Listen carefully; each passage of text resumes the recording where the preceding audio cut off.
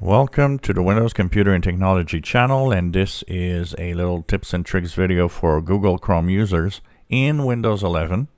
If you are in Windows 11 and your Google Chrome browser, since you updated to version 96, has one capability that for some of you it's turned on, for some of you it's turned off, and that is the rounded edges of the browser.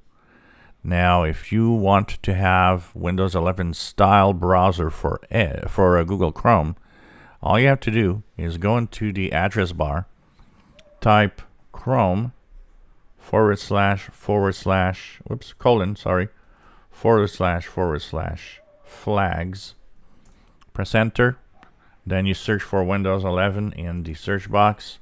You'll see Windows 11 style menus.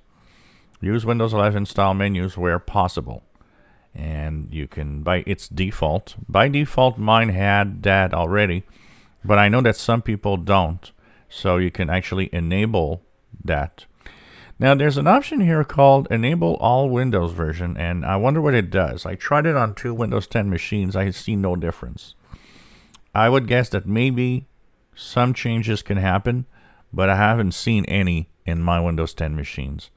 But like I said, enable is going to ask you to restart. Once you have restart Google Chrome, your browser will have rounded edges. It might seem like a minor little detail, but it also extends to more than that, because you have rounded edges, but you also have menus that will style themselves depending on the theme and on how Windows 11 is actually configured and personalized.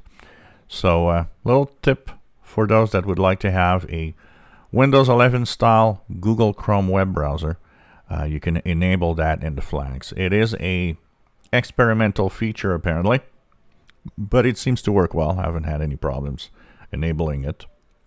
So that's up to you if you want to have or add a little extra touch to Chrome 96 and Windows 11. If you enjoy my videos, please subscribe, give us thumbs up. Thank you for watching.